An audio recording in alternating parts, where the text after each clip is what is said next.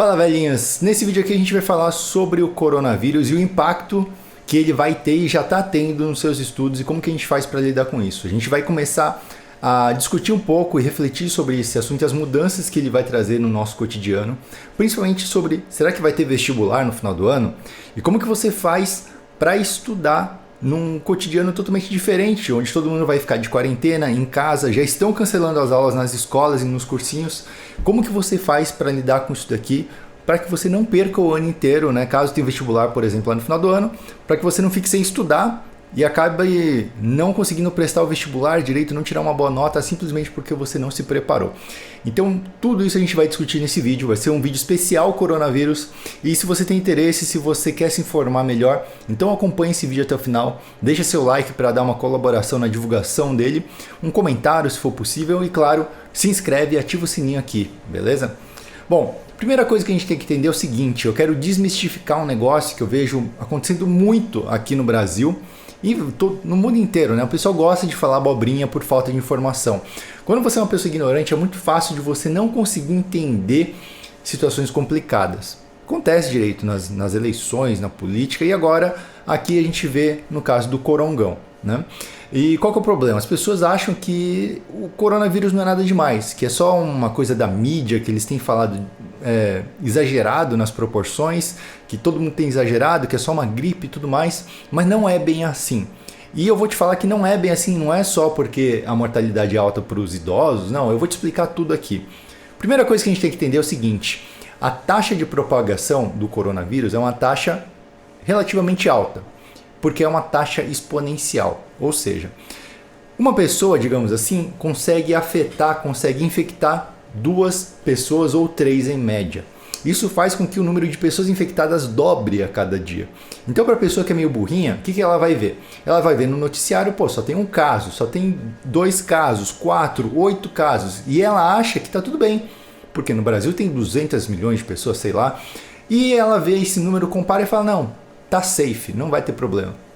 A grande questão que as pessoas não percebem é que a curva exponencial, lembra? Um problema de matemática. A curva exponencial, ela faz isso daqui. Então, no começo, a curva ela não parece muito agressiva, né? 2, 4, 8, 16, 32 casos, tudo bem.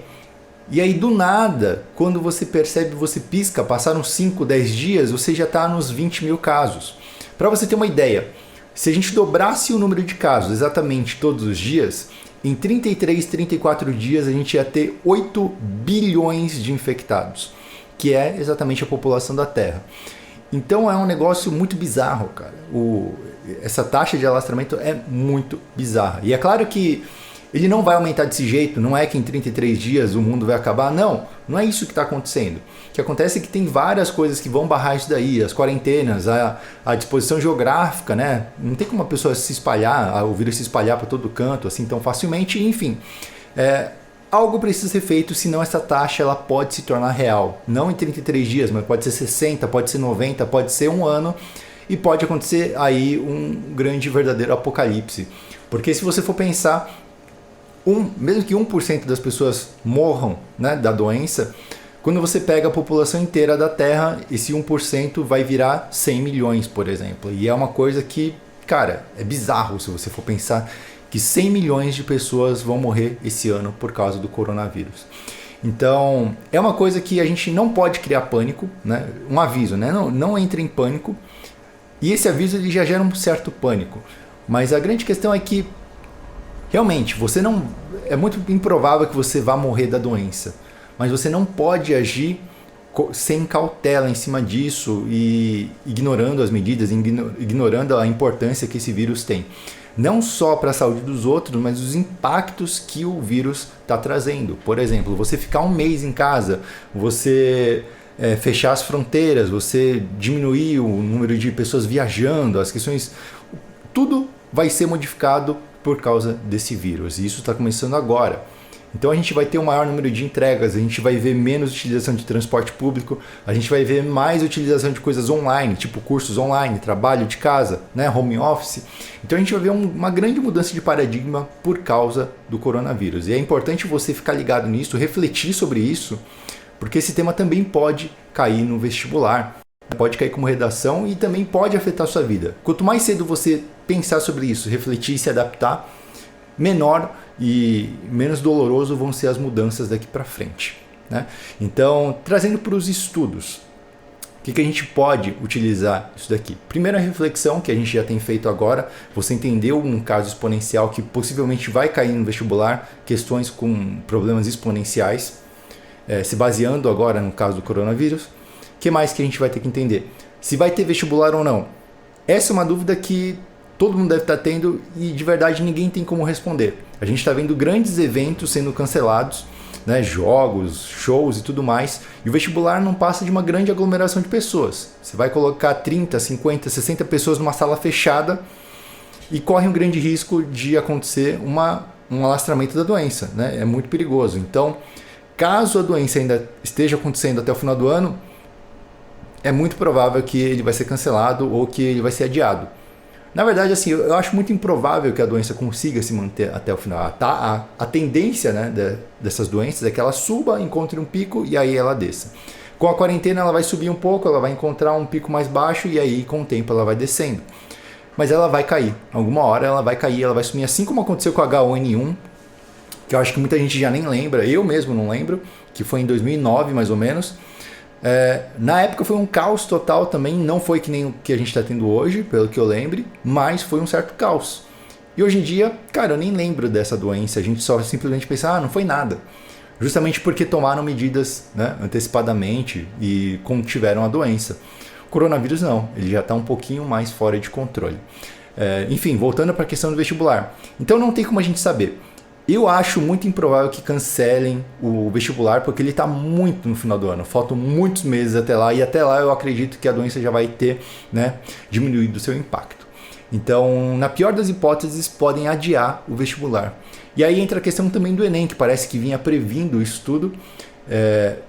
Ele vai ser online daqui a alguns anos. Eu acho que agora é uma ótima oportunidade para começar a aplicar essa versão online do vestibular.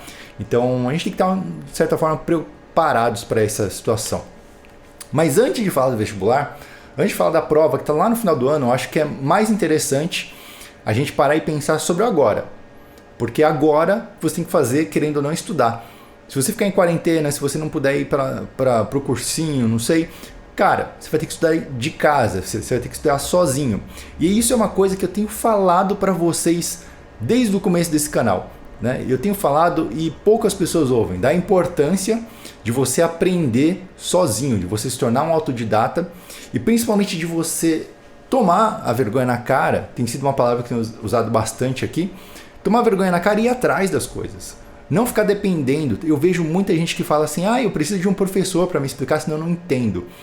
E agora que você não vai ter mais aula por causa do coronavírus? Você vai fazer como? Você vai chorar no final do ano?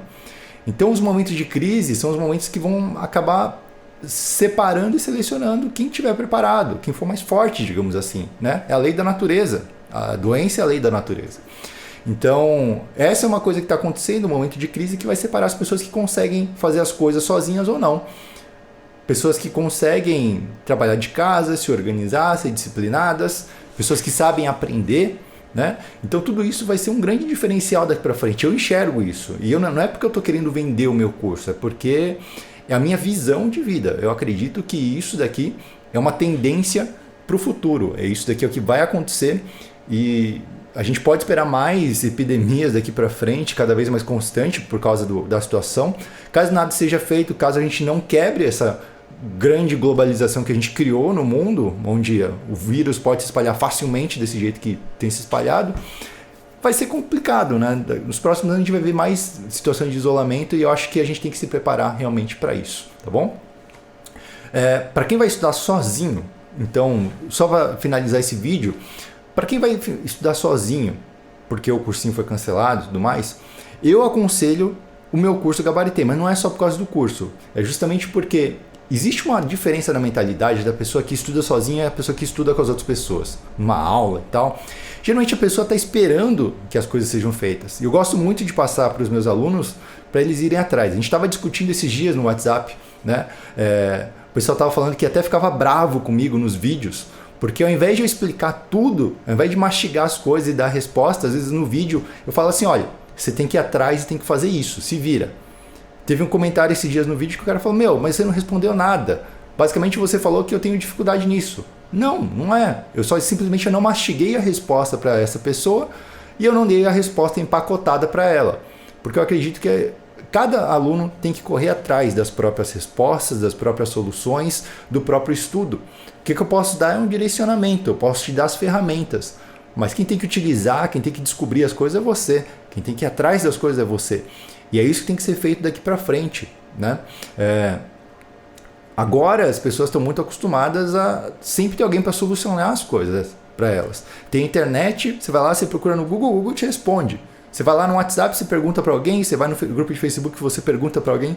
Parece que sempre tem alguém para resolver os seus problemas. Isso tem uma coisa que eu tenho visto ser cada vez mais comum. As pessoas parecem idiotas, as pessoas não conseguem correr atrás das coisas. Elas não conseguem simplesmente falar, olha, meu problema em matemática é saber dividir com vírgula. Por que eu não aprendo isso? E a pessoa continua tendo a dúvida e fala que ela não consegue aprender. Mas não é porque ela não consegue aprender. É porque ela não foi atrás. Porque ela não tomou vergonha na cara. E porque ela não fez o meu curso Gabaritei, beleza? Então, caso você tenha interesse também, o link está aqui na descrição. E é claro, acompanhe os vídeos aqui no canal, porque a gente vai falar sobre um monte de coisas aqui relacionadas a autodidatismo durante esse ano. E por fim, não se esqueçam que o curso de matemática básica está online também gratuitamente aqui no link da descrição, beleza? Então, para finalizar, deixa aí o seu comentário falando o que você acha sobre o coronavírus, essa situação e como que vai ser o futuro daqui para frente. Muito obrigado por assistir até aqui, nos vemos no próximo vídeo, até lá!